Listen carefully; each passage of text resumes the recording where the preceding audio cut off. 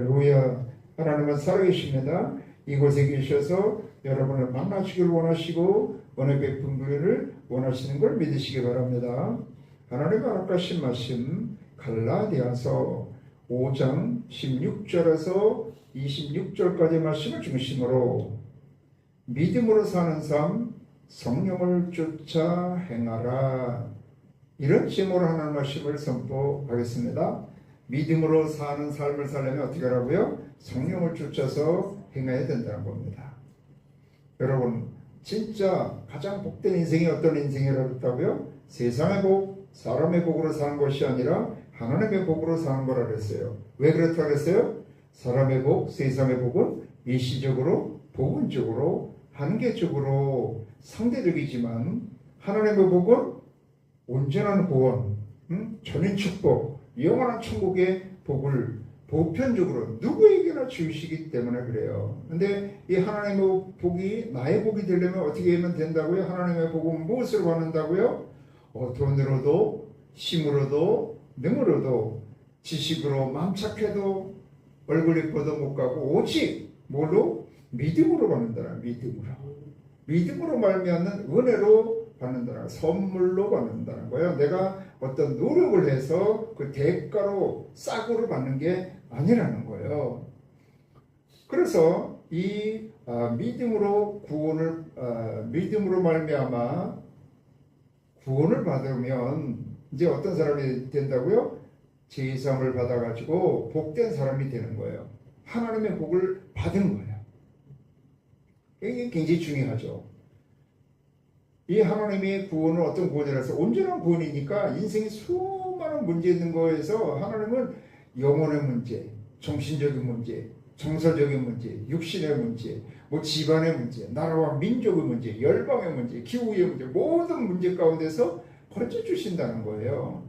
이거 얼마나 큰 복이에요. 그것도 오직 믿음으로.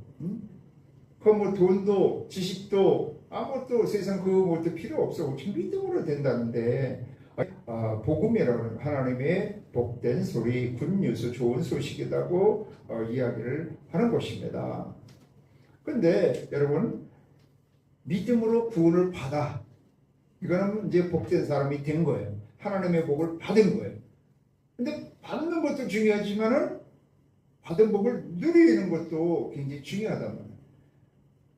그래 교회를 다니고 예수를 믿어도 하나님의 복이 체감이 안 된다는 것은 믿음으로 살질 않으니까 하나님의 복을 받은 걸 누려보지 못하는 거예요. 돈이 있으면 뭐하겠어요? 돈을 받았으면 뭐하겠어요? 써봐야 아유 이게 참 좋구나 그러는데 하나님의 복을 믿음으로 받으면 뭐하겠어요? 그거를 이제 체험을 해야 되잖아요. 체감이 돼야 되잖아요. 그러려면 살아야 된다는 거예요. 어떻게 살아야 된다고요? 믿음으로 살아야 된다는 거예요. 그러면 여러분 어떤 것이 더 중요할 것 같아요? 믿음을 받는 게 중요합니까? 아니면 믿음을 사는 게 중요합니까? 둘 다 중요해요. 둘 다. 받지 않으면 살 수가 없어. 그러니까 받는 것도 중요하고 받은 것을 누리는 믿음으로 받는 것도 중요하고 믿음으로 사는 것도 중요하다는 거예요. 근데 이 받는 것보다 사는 게 더 어려울 수가 있다는 거예요. 받는 거는 내가 받으면 돼. 근데 사는 거는 내가 여러 관계 속에서 살아가야 되기 때문에 굉장히 어려운 거예요. 그래서 구약에서 출애굽기에서부터 따져보면 출애굽기 1장부터 따진다고 해서 12장의 유월절 사건까지가 그거 유월절 사건을 통해서 이스라엘 백성들이 애굽에서 나오는 거예요. 그래서 초태생을 하나님께 이제 13장에서 드리고 거기서부터 출발해서 나오면 그 이후부터는 다 믿음으로 사는 거예요. 어디까지? 짧게는 여호수아까지 아니면 구약 성경 전체로 다 뭐하는 거다? 믿음으로 사는 얘기야. 이건 뭐와 같다 그랬어요? 결혼하는 거가 예수 믿고 구원받는 거야. 그런데 결혼을 누구하고 하느냐도 중요하지만 끝까지 잘 살아야 되잖아요. 아무리 결혼을 잘해서 뭐하겠어요? 같이 살지 못하면 소용이 없는 거야. 그래서 어떻게 보면 같이 산다는 게 더 어려워서 이 신약 성경에서도 복음서에서 예수님을 믿어서 구원받아요. 그 다음에 믿음으로 사는 역사가 사도행전에서부터 어디까지? 요한계시록까지 다 나오는 거야. 믿음으로 사는 게. 그래서 왜 믿음으로 이렇게 사는 게 어려울까? 어떻게 하면 내가 믿음으로 구원을 받았는데 구원받은 그 복을 누리고 증거하며 살 수 있을까? 또 언제까지 살아야 돼요? 믿음으로 주님이 재림하실 때까지 우리가 믿음을 지켜가지고 이 땅에서 끝나는 것이 아니라 영원한 천국까지 가야 되잖아요. 어떻게 하면 그런 승리와 복된 삶을 살 수가 있을까 하는 것을 생각해 보므로 여러분이 지금 어떤 가운데 있든지 이와 같이 예수님을 구주로 믿어서 구원을 받고 하나님의 나라를 유업으로 받았을 때 이제 그 복을 믿음으로 살아감으로 누리는 여러분이 되시기를 주의 이름으로 축원합니다. 그럼 먼저 믿음으로 살 때 가장 먼저 본 게 뭐냐 이거예요. 믿음으로 살 때도 고난이 먼저 오더라고요. 고난. 대개 사람들이 왜 이제 어려워하느냐면 예수 믿고 구원받으면 그냥 모든 만사가 형통할 거야. 다 잘 되고 예수 믿고 복 받으라 그래갖고 예수 믿었는데 바로 복이 안 임하니까 이게 굉장히 힘들어지는 거예요. 그게 근데 이상하지를 않은 거예요. 왜 그러냐면 이스라엘 백성들이 출애굽을 한 다음에 바로 가나안 땅에 들어가서 복을 받은 게 아니라 출애굽을 딱 하니까 그때부터 광야로 가서 고난을 당하더라는 거죠. 수많은 고난. 그런데 광야를 통과했어. 가나안에 들어갔어. 근데 가나안에 가니까 하나님이 뭐 그냥 대궐 같은 집을 지어놓고 어서 와라 너 그냥 고생했지 광야에서 그리고 편안히 살게 하는 게 아니더라는 거예요. 가나안에 들어가는 것도 또 요단강을 건너야 되고 여리고 시험을 쳐야 되고 그 대적자들과 싸워야 되는 가나안 정복전쟁을 또 해야 되는 거예요. 그 다음에 땅을 차지한 다음에 거기다가 뭐로 하나님의 나라를 신정국가 하나님이 주인 되어서 다스리는 나라를 또 세워야 되는 거예요.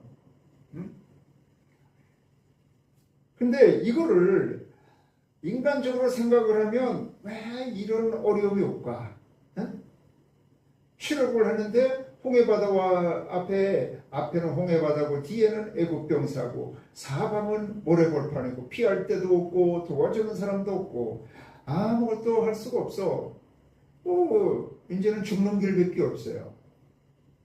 그래서 이런 생사의 문제 또 홍해바다를 건너니까 쓴물을 만나서 이같이 질병의 문제 그 다음에는 이제 또 마실 물과 먹고 마실 게 없으니까 먹고 사는 문제 그 다음에 아말렉이 쳐들어와서 싸워야 되는 이 전쟁의 문제 이런 게 계속 문제가 오는 거예요. 광야 가운데 살 때는 어디로 가야 진짜 가나안에 갈는지 그 방향 감각이 없고요. 어떤 길을 가야 되는지 알 수가 없어요. 그 사막 가운데 한가운데 빠지면 어디 방향 감각을 잃게 됩니다. 제가 원래 그 남한강가에서 살았잖아요. 학교를 거기서 건너가지고 국수리까지 걸어가서 양평까지 기차를 타고 가서 거기서 또 걸어가고 이렇게 학교를 다니고 아침에 어떤 데는 사공이 안 건너지면 내가 조그만 쪽배를 이렇게 건너서 가는 거예요. 근데 어느 날 안개가 척하게 쪘는데 그걸 가다 보니까 그 금방 건너가거든요. 그때 그 팔당 때 맞기 전에는 뭐 금방 뭐 한 10분이면 건너가는데 30분을 쉬었는데도 닿지 않는 거예요. 나중 보니까 그 뺑뺑뺑 돌고 있는 거예요. 앞이 안 보이니까. 바다 가운데 빠져도요, 이 방향을 잃어버리면 갈 바를 알지 못합니다.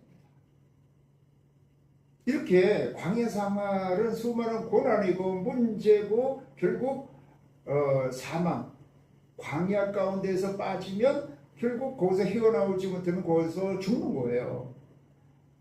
아까도 이야기한 것처럼 그렇게 어렵게 광야를 통과해가지고 또 하나님이 약속한 땅에 왔는데도 불구하고 수많은 대적자들이 있고 여리고성과 또 요단강이 가로막고 있고 수많은 어려운 문제가 있는 거예요. 그런데 말이죠, 이런 문제를 바라보면 절대 그것을 해결할 수가 없다는 거예요. 그래서 이상히 여기면 안 돼요. 사실은 그 모든 수많은 문제도 뭘로 이긴다? 믿음으로 나가면 그 모든 문제도 승리할 수가 있다는 거예요. 그래서 수많은 문제가 있는데 그걸 조금 더 나누어 보면 여기 오늘 갈라디아서에도 보면 그렇고 로마서에서도 이제 7장에서 동일한 말씀이 나오는 거예요. 그래서 예수 믿으면 마음의 평강이 임해 진짜 회개를 하고 예수님을 구세주로 모셔드리면 내가 뭐까지 믿느냐 하면 죄를 자백하면 저는 믿고 의로사 내 모든 죄를 사해 준 걸 믿는 거예요. 아멘. 그러면 그 증거로 뭐가 임하느냐? 성령이 임하게 돼 있어요. 마음의 평강과 자유함이 임하는 거. 그러면 너무 기쁜 거예요. 마음이 진짜 기쁜 거예요. 근데 조금 지나니까 육신이 타고 또 죄가 들어오는 거예요. 그래서 반드시 예수 믿고 죄사함 받았으면요, 가장 먼저 오는 게 내 안에서 이 육신의 그 소욕과 성령의 소욕이 싸우게 돼 있어요. 전쟁이 나게 돼 있어요. 뭐 환경, 뭐 남편이나 자녀나 뭐 누구 그런 거 문제는 2차적이라니까요. 그래서 그러면 육체의 욕심을 이루지 아니하리라. 육체의 소욕은 성령을 거스리고 성령은 육체를 거스르나니 이 둘이 서로 대적함으로 너희가 원하는 것을 하지 못하게 하려 함이라. 육체의 소욕과 성령의 이 소욕, 이거를 로마서 7장에서는 이 죄의 법과 마음의 법이라고 그걸 표현을 하고 있어요. 다 로마서도 사도 바울이 기록한 것이고 갈라디아서도 사도 바울이 기록한 것인데 이렇게 달리 표현하고 있는데 같은 말씀이에요. 내가 마음으로 생각으로 깨닫고 마음으로 모셔드리고 입으로 시인해서 예수님 구세주로 모셔드려서 죄사함 받으면 성령이 임해서 마음의 평강이 임한다니까. 이제 마음은 하나님의 뜻대로 살아야지. 그런 하나님의 소욕, 성령의 소욕이 있는 거예요. 근데 육신을 타고 또 육신의 소욕이 올라오는 거예요. 이 두 개가 먼저 싸운다는 거야. 그래서 진짜 예수를 믿으면 이런 갈등과 내면의 싸움이 없다면 구원 못 받은 사람, 죄사함 못 받은 사람일 수가 있어요. 반드시 이게 있어야 돼. 이 싸움이. 자신 안에서 뭐가 싸움? 이 두 가지의 그 싸움이 있어야 되는 거예요. 그것이 로마서 7장 23절, 24절 여기서 이제 사도 바울이 이야기하는 것입니다. 로마서에서.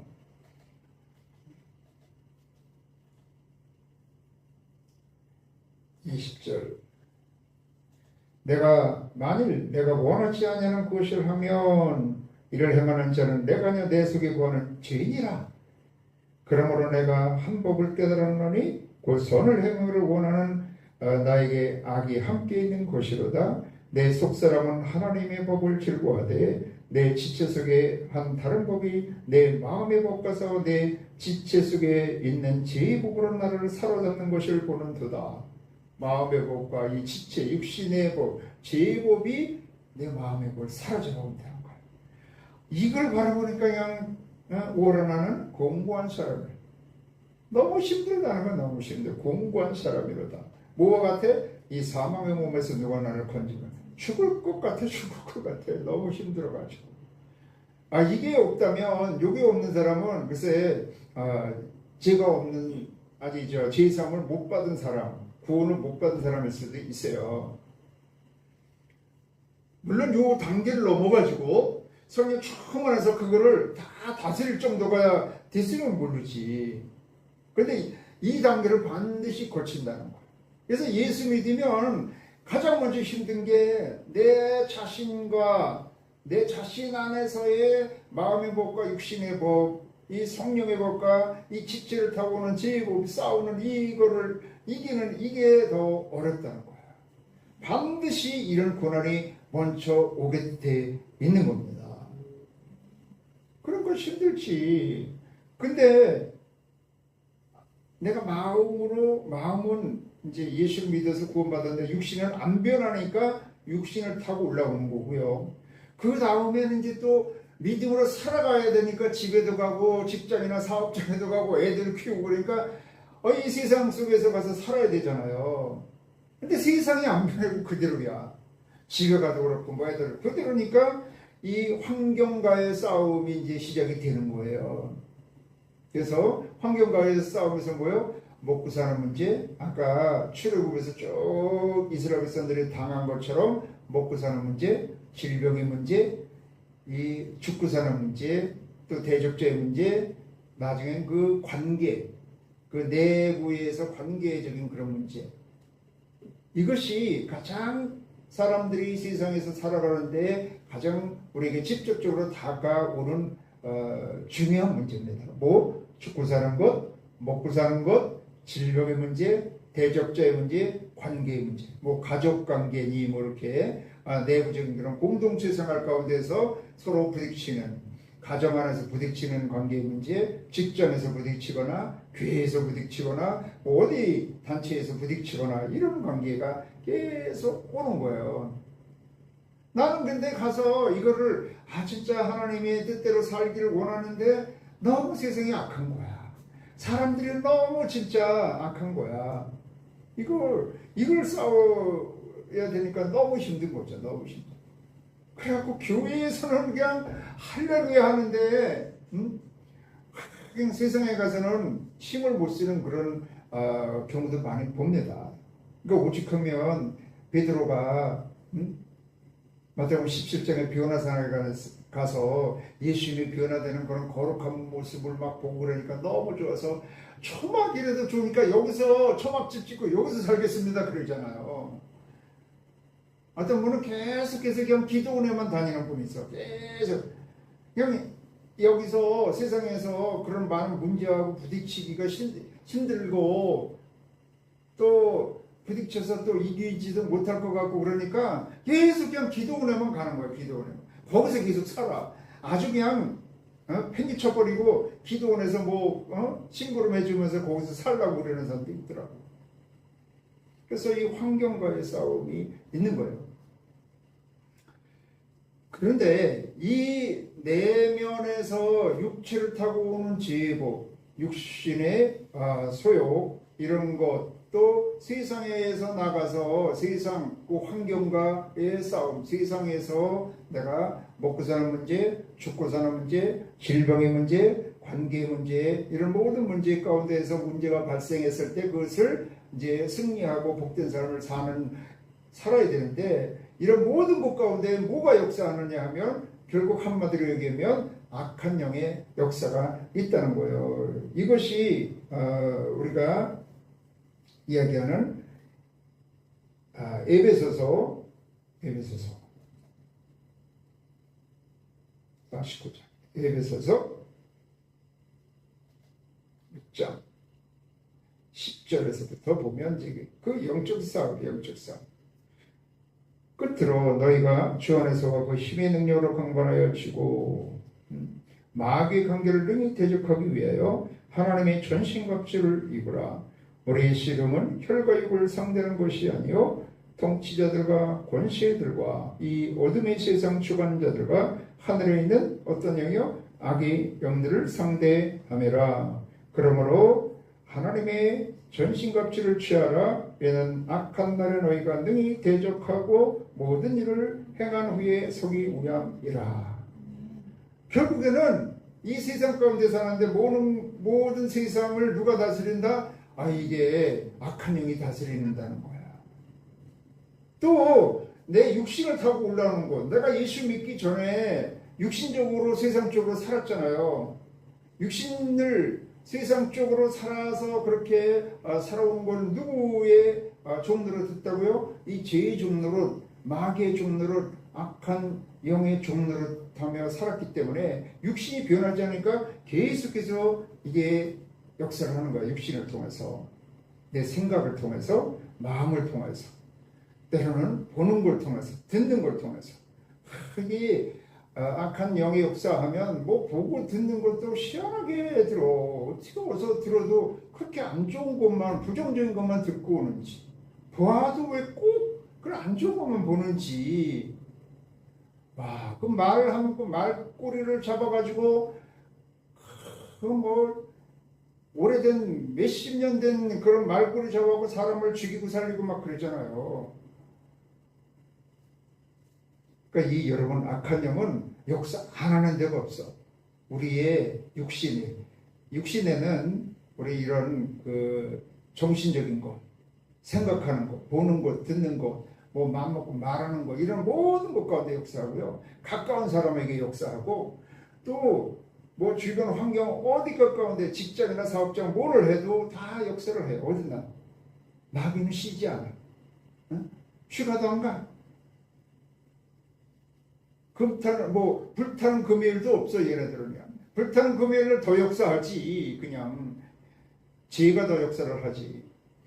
이런 것이 계속 역사하기 때문에 믿음으로 사는 게 그렇게 쉽지 않은 거예요.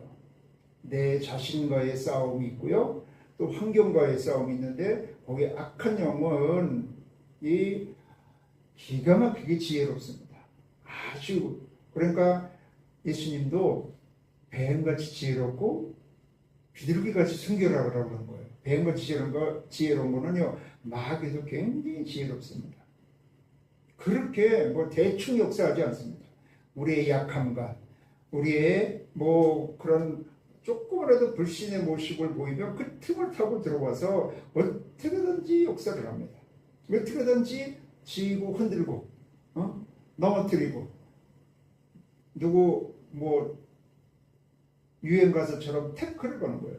우리 인생에 태클을 걸지 말라고 너무 막 대중과를 얘기하던데, 그렇게 태클을 거는 거예요.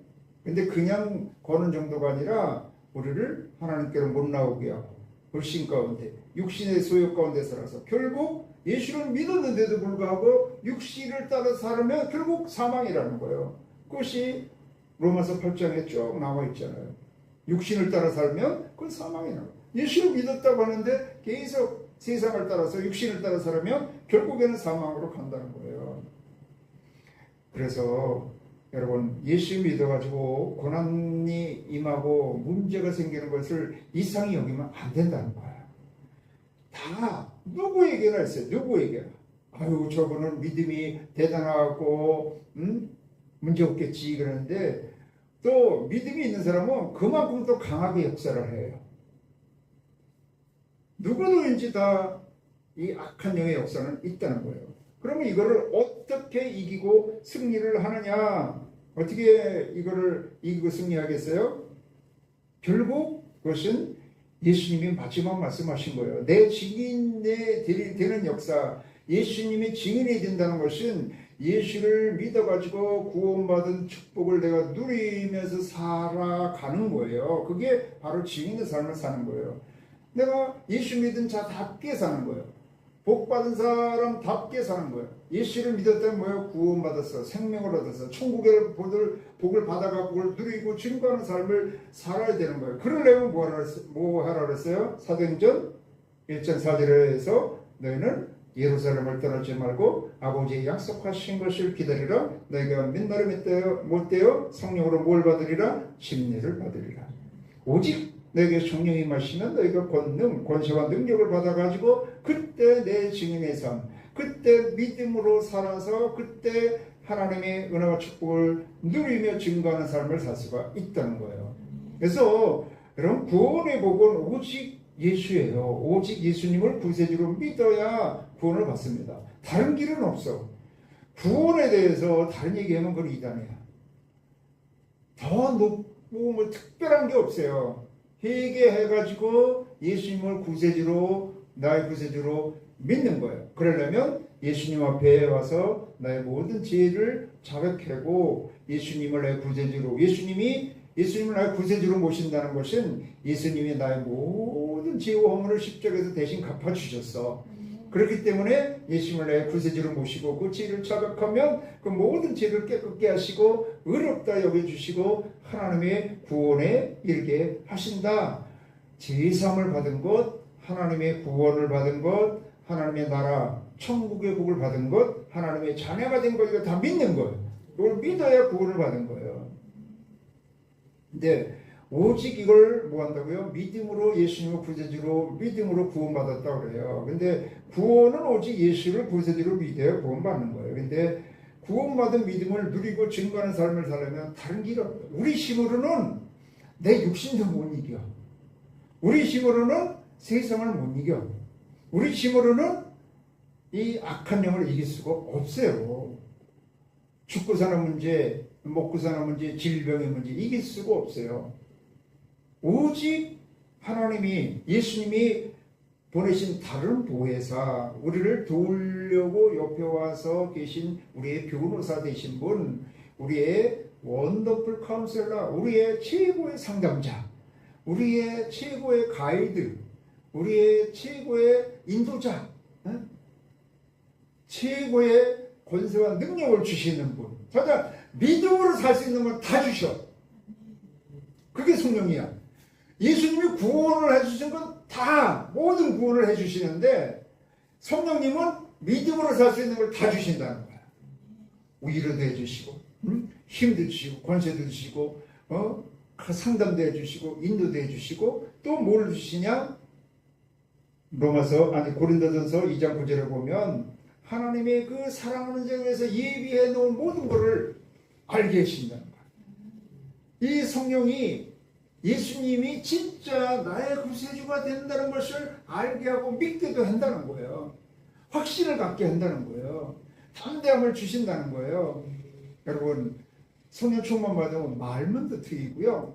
귀도 들을 게가 되고요. 눈이 열리게 되고요. 아멘. 믿음의 눈이 열리고 믿음의 귀가 열리게 돼 있어요. 성령 충만을 받으면. 아멘. 마음의 평강과 자유함과 기쁨이 넘쳐나게 되고 담대함이 임하게 되고 하나님의 권세와 능력을 주시는 걸 믿으시기 바랍니다. 그래서 이 로마서 8장에서는 생명의 성령의 법으로 말미암아 이 모든 것을 이긴다고 이제 했는데 그 다음에 로마서 8장 29절에서부터 쭉 거는 뭐를 하냐면 성령이 임하면은요 뭐를 알게 되냐면은 하나님의 크신 은혜 뜻을 알게 되게 돼 있어요. 진짜 성령 충만을 받은 것은 이거를 알아야 되는 거예요. 29절 30절 하나님이 미리 아신 자들을 또한 그 아들이 형상을 본받게 하기 위하여 미리 정하셨으니 이는 그로 많은 형제 중에서 맏아들이 되게 하려 하심이라. 또 미리 정하신 그들을 또한 부르시고 부르신 그들을 또한 의롭다 하시고 의롭다 하신 그들을 또한 영원롭게 하셨느니라. 이거를 에베소에서는 창세 전에 하나님께서 미리 우리를 예정하셨다고 그러는 거예요. 미리 이미 아셨어 여러분을. 그리고 여러분을 복을 줘서 장자의 복을 주려고 여러분을 택하시고 부르시고 의롭다 하시고 영화롭게 하시는 것. 영화롭게 하셨다는 것은 예수님이 재림하셔가지고 우리가 부활 승천해가지고 영원한 천국에 들어갔을 때 영원한 몸이 되는 건데 그것까지 다 이미 해주셨다는 거야. 그러니까 우리는 연약하고 제약되고 그런 내 심으로는 진짜 제 종로로 탈 수밖에 없어. 세상의 종로로 먹고 사는 거에 매여서 질병에 눌려서 사망의 종로를 타며 살 수밖에 없어.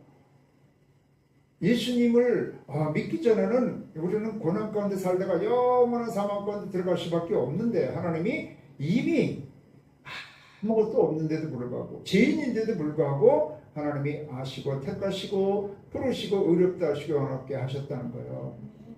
그래서 9절 30절에는 그런 하나님이 나 같은 존재를 미리 아시고 택하셨다는 걸 하나님의 위대한 뜻을 우리가 발견하는 거예요. 그런 다음에는 이제 31절부터는 하나님이 우리를 사랑하셨다는 거예요. 하나님의 사랑을 깨닫는 거예요. 이게 안 믿기는 거예요. 진짜 사랑을 체험을 안 해본 사람, 어려서부터 아주 가정이 화목한 가정에서 해서 부모의 사랑을 이렇게 체감적으로 못 느끼고 그런 사람들은 이게 믿겨지질 않아요. 그런 적이 이래 대하여 우리가 무슨 말 하리요? 만일 하나님이 우리를 위하시면 누가 우리를 대적하리요? 자기 아들을 아끼지 아니하시고 그들을 위하여 사람을 위하여 내어주시니까 어찌 그 아들과 함께 모든 것을 우리에게 주시지 아니하겠느냐? 누가 능히 하나님께서 택하신 자들을 고발하리요? 어렵다 하시는 하나님이시니 누가 정죄하리요? 죽으실 뿐 아니라 다시 살아나신 이는 그리스도 예수시니 그는 하나님의 우편에 계신 자요 우리를 위하여 간구하시는 여신이라. 누가 우리를 그리스도 사랑하셨거니요? 환난이나 공고나 박해나 기근이나 적신이나 위험이나 칼이랴. 기록된 바 우리가 주를 위하여 죽임을 당하게 되며 도살을 양같이 여김을 받은나이다 함과 같으니라. 그러나 이 모든 일에 우리를 사랑하시는 이로 말미암아 우리가 넉넉히 이기니라. 성령 충만 받으면요 하나님이 나를 사랑하신 거예요. 하나님이 나를 만세전에 아시고 택하시고 부르신 그 은혜가 너무 큰 거예요. 내가 뭔데? 나 같은 연약한 자, 나 같은 죄인을 하나님이 부르셔서 택하시고 이같이 복을 주시려고, 장자의 복을 주시려고 부르셔서 어렵다 하시고 영원롭게 하셨구나. 이거를 깨닫게 되는 거예요. 그리고 하나님의 사랑을 깨닫게 돼요. 아까 얘기한 것처럼 가정에서 그렇게 우리 세대도 사실 그래요. 우리 세대도 엄마 아버지가 내가 너를 사랑한다 소리를 내 기억으로는 한 번도 들어본 적이 없어요. 저는 그래도 우리 부모님이 저를 그래도 끔찍이 여긴 사람이라고 그랬잖아요. 응? 첫 번째 딸 낳았는데 죽었고, 두 번째 낳았는데 또 딸이야, 세 번째 낳았는데 또 딸이야, 네 번째 아들 낳았는데 그만큼 자라다가 죽었어. 다섯 번째 아들 낳으니까 얼마나 귀한 아들인지 몰라. 육남매에서 자주간 내가 안 오면 다 안 온 거야 우리 엄마는.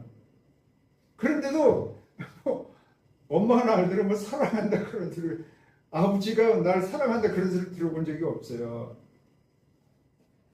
그리고 이제 객지 생활을 그렇게 이제 한 거니까 사실 어떻게 보면 정서적으로 그렇게 사랑을 뭐 하니 그런 거를 잘 몰라. 저도 사실 잘 못하는데, 그래도 하나님이 이렇게 나를 사랑하셨다는 것만은 이게 쭉 믿음을 살아오면서 성령 충만 받으면서 기도하면서 말씀을 대하면서 계속 느끼는 거예요. 할렐루야. 이게 하나님의 나 같은 존재도 하나님이 사랑하십니다. 하나님이 택하시고 부르셨구나. 그런데 내가 내 힘으로는 이 육신도 세상도 마귀도 이길 수가 없는데, 나를 사랑하셔서 예수님이 이 땅에 오셔서 내 모든 짐을 십자가에서 대속하시고 이제 보혜사 성령으로 나를 도와주시는구나. 이걸 믿는 거예요. 그래서 내가 기도해서 성령 충만을 받아서 성령으로 뭐를 어떻게 한다고요? 내 육신에 있는 정과 욕심을 십자가에 못 박는 거야. 십자가에. 예수 믿는다는 것은 내 육신, 내 정과 욕심, 내 뜻, 여태까지 살은 모든 것을 다 십자가에 못 박는 거예요. 이 십자가 못 박는다는 건 뭐예요? 여기 오늘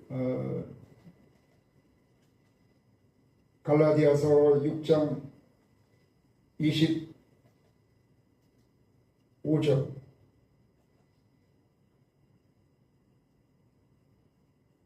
(5장)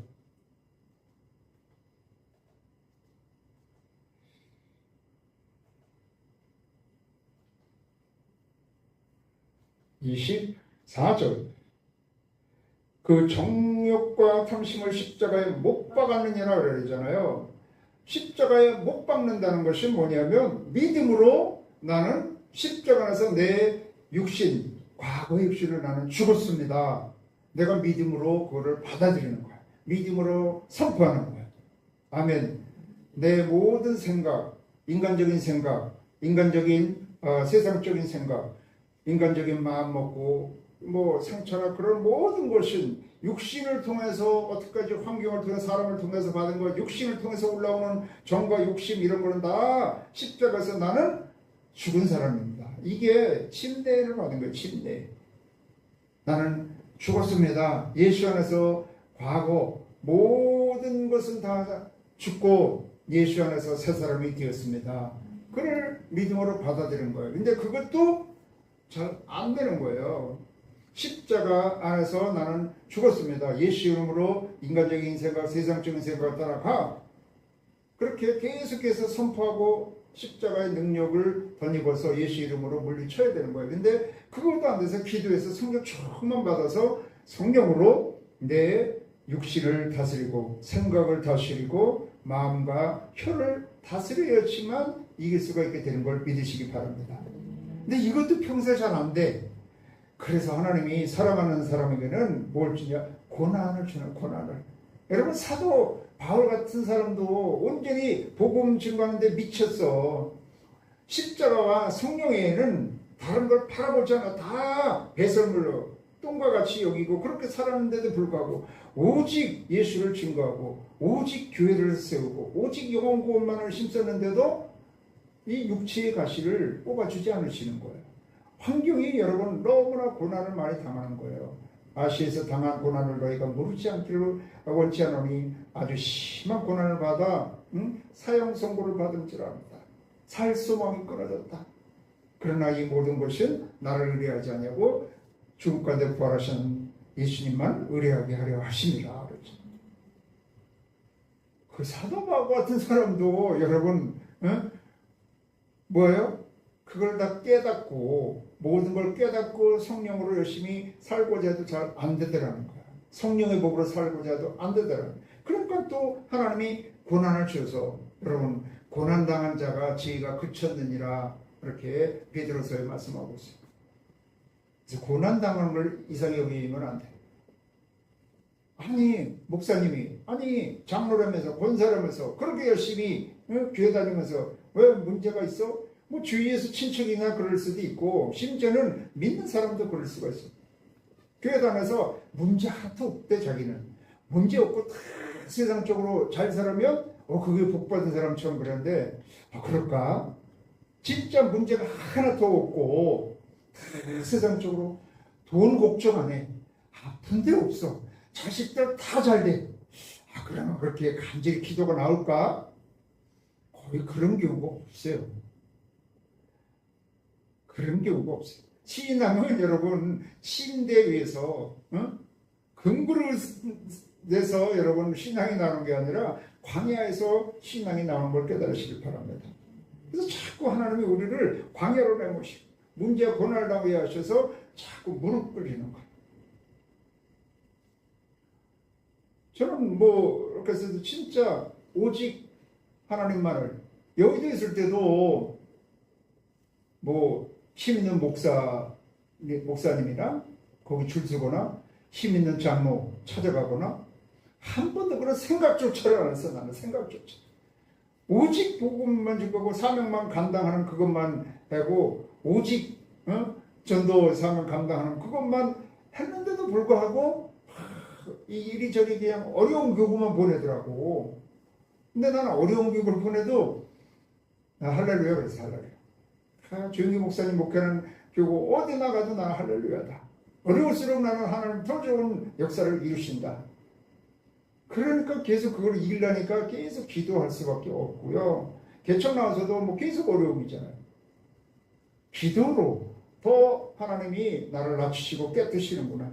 진짜 이제는 나이가 들고 그러니까 다 내 힘으로 되는 게 아무것도 없더라고.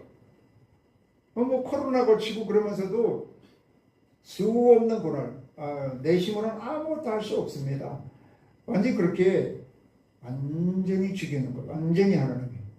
그래도 난 여기 육신에 여기 지금 열매를 쫙 열거하고 있는데 다른 거는 내가 술 마시는 것도 없고 당 짓는 거 그런 거 시기도 그런 거는 없는데 이게 화내는 거 이거는 가끔 좀 올라오지 않나.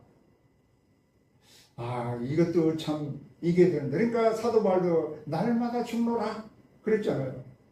어떤 분이 40일 금식 기도를 3번 했는데도 한 보름 20일 지나니까 또 화가 올라오다고 육신적인 게 올라오더라고 그러더라고요. 그러니까 40일 금식 기도해도 유통기한이 6개월이야. 6개월. 6개월 지나면 또 그냥 같아져. 그러니까 뭐가 중요하냐? 날마다 하나님 앞에 나오는 것입니다. 날마다 십자가 앞에 나오는 것입니다. 우리가 때마다 성령을 의뢰하는 것입니다. 오직 말씀으로, 오직 예수 안에서, 오직 성령의 능력으로, 오직 기도로. 아멘. 이 사도행전 이후로 어디까지? 요한계시록까지 다 교회의 이야기예요. 거의가 다. 혼자는 못 이긴다는 거. 같이 더불어서 한 지체가 되어서 승리하는 삶을 살라고 이야기하고 있는 것입니다. 그래서 우리는 예수 이름으로 성령 충만함으로 육신을 타고 오는 죄의 법, 육신의 소욕을 쳐서 복종시키고 뭐에 성령을 쫓아 행해야 되는 걸 믿으시기 바랍니다. 성령의 인도함을 따라 살아가야 되는 걸 믿으시기 바랍니다. 그거는 다른 길이 없어요. 열심히 조직으로 모여서 하나님 앞에 기도해서 성령 충만한 능력을 받는 길밖에는 없는 걸 믿으시기 바랍니다. 조금만 더 하면은요, 사실 하나님의 사명을 깨닫고 그 사명에서 향해서 나가는 거예요.